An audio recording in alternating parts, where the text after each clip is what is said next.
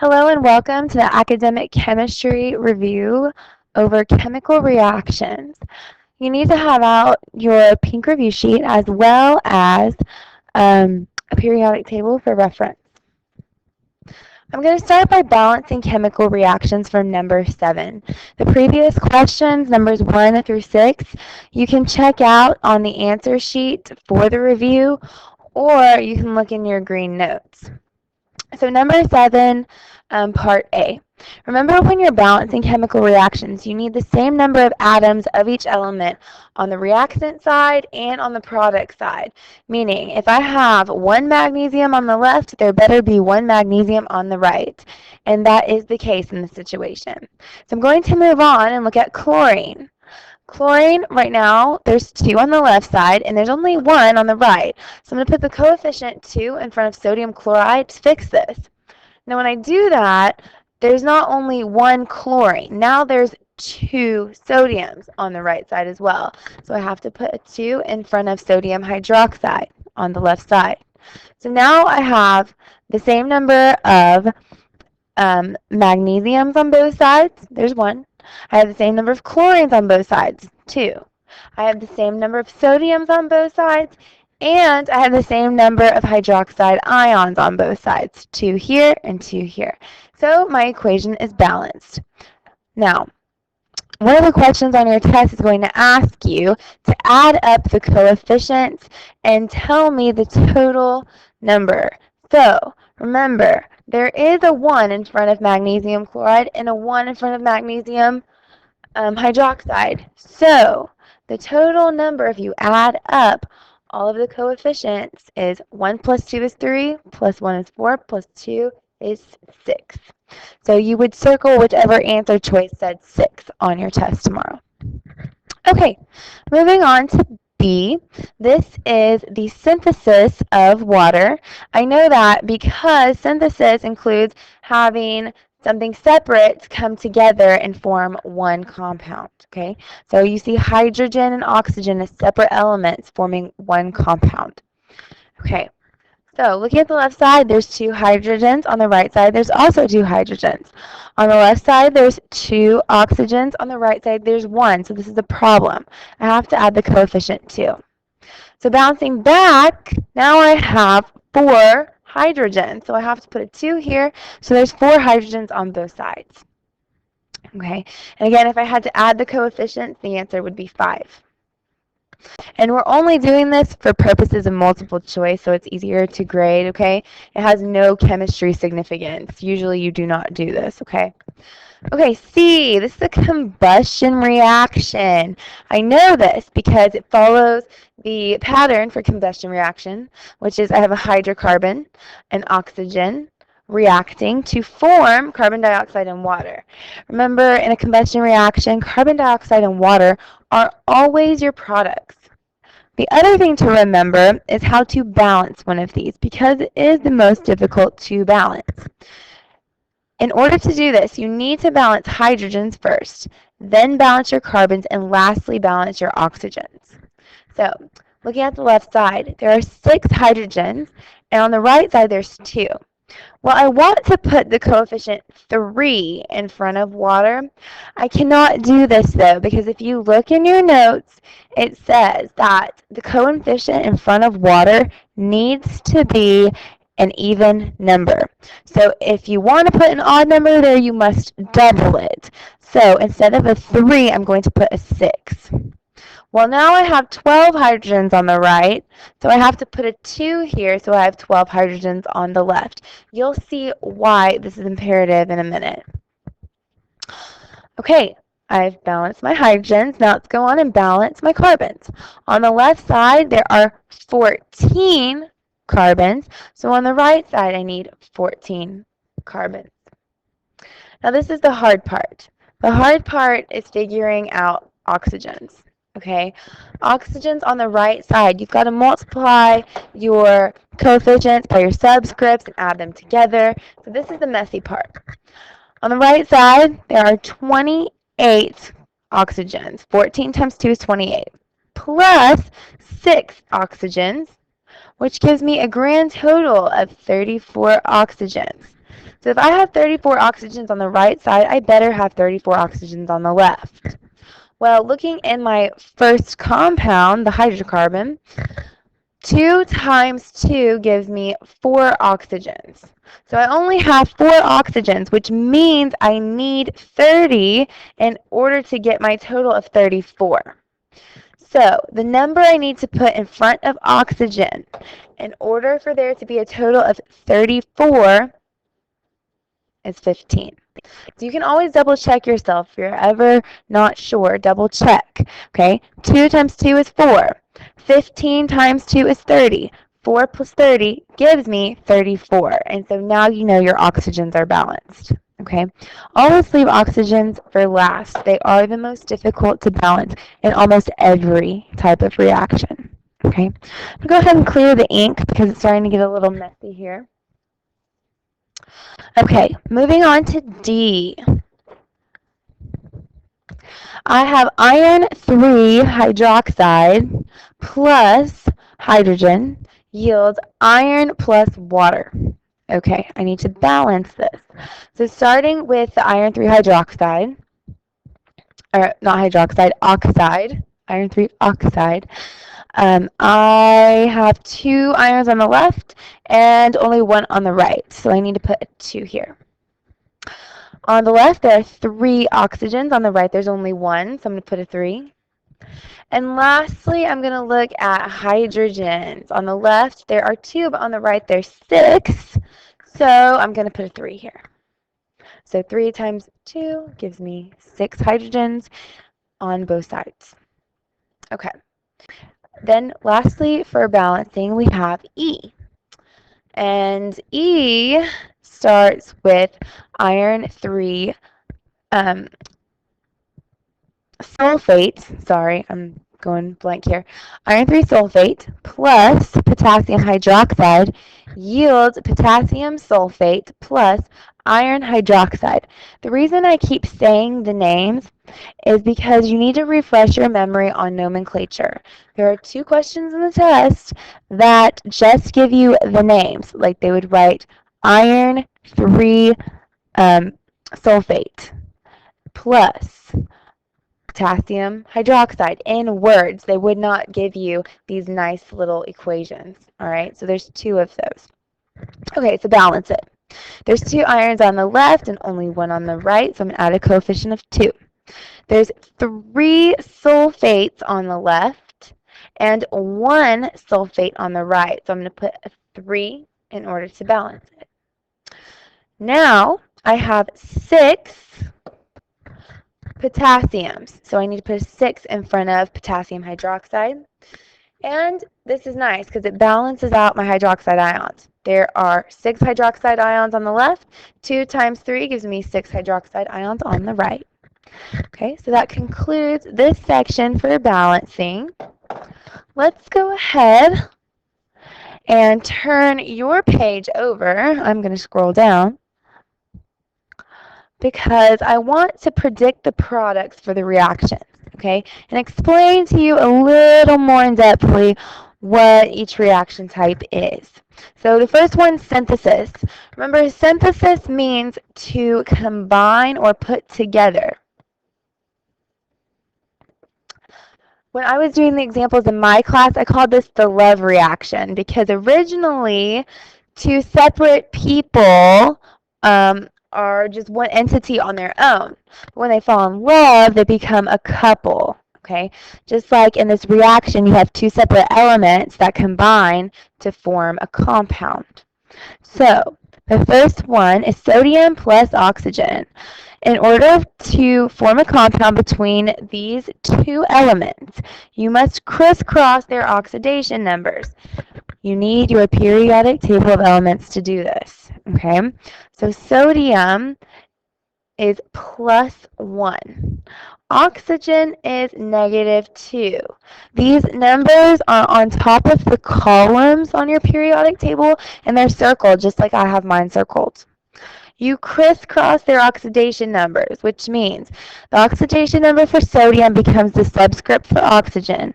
The oxidation number for oxygen becomes the subscript for sodium. So what's formed is Na2O. That is the product, okay? That is how you form your subscripts or your product.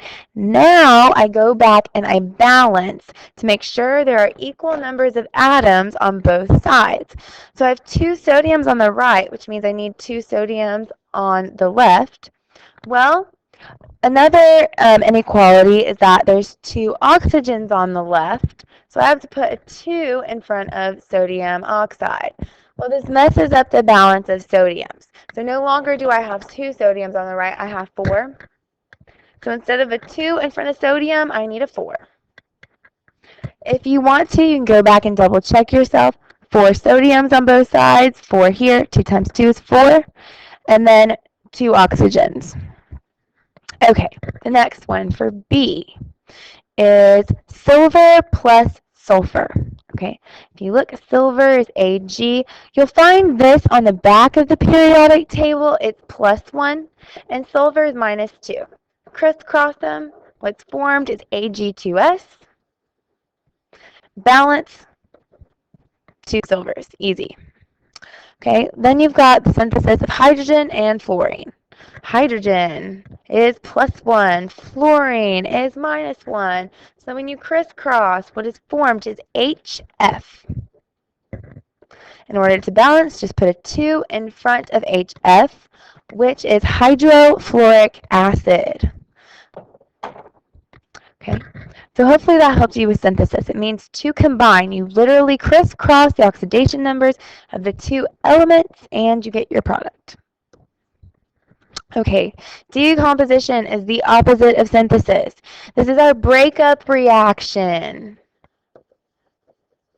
So we start with a couple or a compound. We're going to break them up so they're single again. Now, the ones that you need to remember here are the diatomic elements. The reason the diatomic elements are so important is because they cannot be alone, and they are the only ones that will have a subscript when you're doing this. So, looking at D, I have phosphorus and oxygen. So it's going to break up into the separate elements. Now, oxygen is diatomic. So just putting oxygen there by itself is inaccurate. You have to put a little 2. Now I can go back and I can balance my reaction. So I'm going to put a 4 in front of phosphorus. I'm going to put a 5 in front of oxygen to balance. So 5 times 2 is 10. Okay, looking at E, sodium bromide. Okay, that's going to break down into sodium and bromine. Bromine's diatomic, so there must be a 2 there. So I have to put a 2 in front of sodium bromide and a 2 in front of sodium, and it's balanced. Okay, so decomposition, to break up. Okay, moving down, single replacement. Single replacement equations mean that you need to look at the activity series to even see if the reaction can proceed. We call this the cheater's reaction. Okay, and we made the joke and said, well, if you're going to cheat, you better cheat with a more attractive person, right? Well, it's the same for these different reactions, okay? For example, calcium is going to come in and try to replace hydrogen, all right? The only way this is going to happen is if calcium is more reactive than hydrogen. Otherwise, the reaction will not proceed, okay? So, looking at your activity series on page 4 in your green notes, you will see that this is possible because calcium is more reactive than hydrogen. So, calcium is going to replace hydrogen, meaning a new product is going to form between calcium and chlorine. Calcium is +2, chlorine is -1. So when you crisscross and form a product, your product is CaCl2. Now what got kicked out was hydrogen. Hydrogen is diatomic. So sometimes in single replacement reactions, you have to worry about these diatomic elements also. Once I have my products formed, I go back and I balance. So I'm noticing immediately that there are 1 chlorines on the left and 2 on the right. I'm going to put a 2 in front of hydrochloric acid, and now my reaction's balanced. Okay. I'm going to skip G. If you look at your activity series, magnesium can replace hydrogen as well. For H, though, lithium is the most reactive element on the periodic table. Potassium is not very reactive. So the issue here is that no reaction will take place. It isn't possible for potassium to replace lithium because it's less reactive. Oxygen rather stay with lithium, or the more attractive date, right? Okay, another thing that kids were having issues with on these problems, I think, was what element replaces the other element? Like, how do I know that potassium's trying to replace lithium and not oxygen? Well, because I said a cation can only replace another cation, and an anion can only replace another anion. Potassium's a cation. Look at the oxidation number. It's a positive oxidation number, which makes it a cation. Lithium's positive and oxygen's negative. So potassium's going to try to come in and replace lithium so that it can be with oxygen. Okay? It will not occur in this example, though. The analogy I used to explain that was a boy and girl are dancing together. Another boy is going to come up and he's going to kick out another boy. So they are the same. A boy is going to kick out another boy, just like a cation is going to kick out another cation. Okay, double replacement reactions. For double replacement reactions, we call this the wife swap reaction because they are going to change partners. So zinc and sulfur are going to react and form a new product. And chlorine and ammonia are going to react and form a new product. Okay, so the inside ions are going to react and the outside ions are going to react. So I need a crisscross. Zinc, its oxidation number is, let me see. Zinc's oxidation number is +2, and sulfur's oxidation number is +2. Or I'm sorry, -2. So when you crisscross, these are going to cancel out and form ZNS.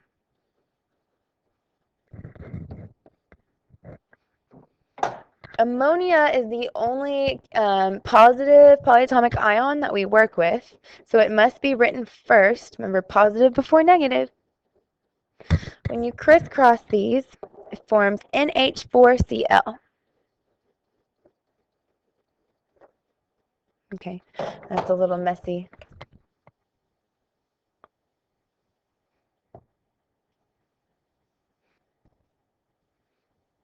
Sometimes the smartboard doesn't want to work perfectly.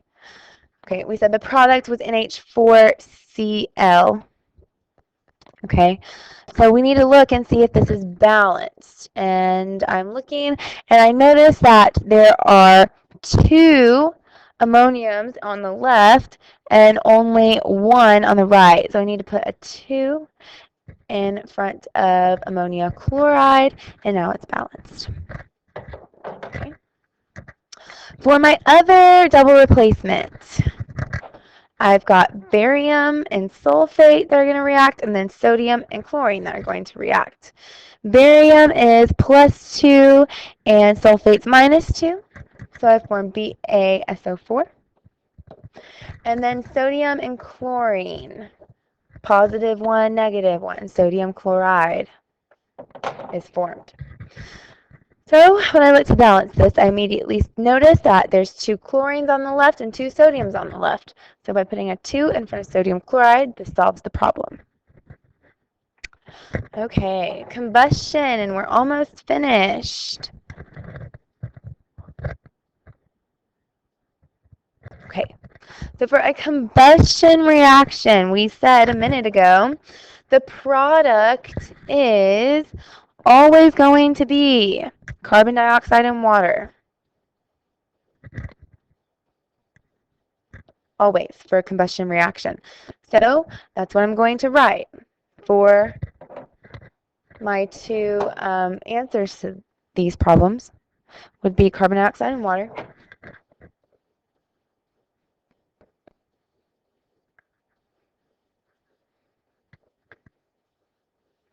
The hardest part about combustion is balancing. Okay, and like I said, it's always hydrocarbon plus oxygen yields carbon dioxide plus water. To balance these, balance your hydrogens first, then your carbons, then your oxygens, just like we did on the front page. So we're going to get some extra practice here. Okay, hydrogens on K. There are 4 on the left and 2 on the right. So I'm going to put 2 because 2 times 2 is 4. Carbons on the left side, there are 2. On the right, there's only 1. So I'm going to put a 2. On the right side, there are 4 oxygens in carbon dioxide and 2 in water, so that gives me a total of 6.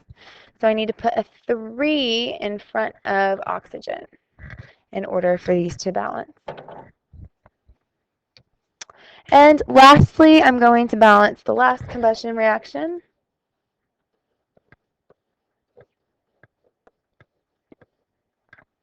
Balance your hydrogens, then your carbons, then your oxygens. Hydrogens, there are 22 on the left side right here. So I want to put an 11 in front of hydrogen on water, but I can't because I cannot put an uneven number here. So no odd numbers. Must be even.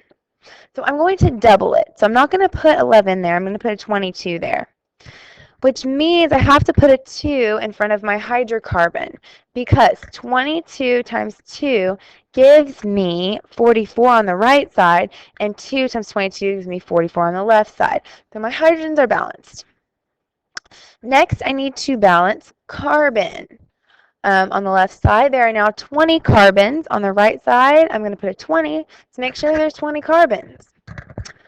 Okay, now looking at the right side, this is the hard part. 20 times 2 gives me 40 oxygens. 22 times 1 gives me 22 oxygens. So the grand total of 62 oxygen on the right side. I need to make sure there's 62 oxygens on the left side. So in order to make this happen, there needs to be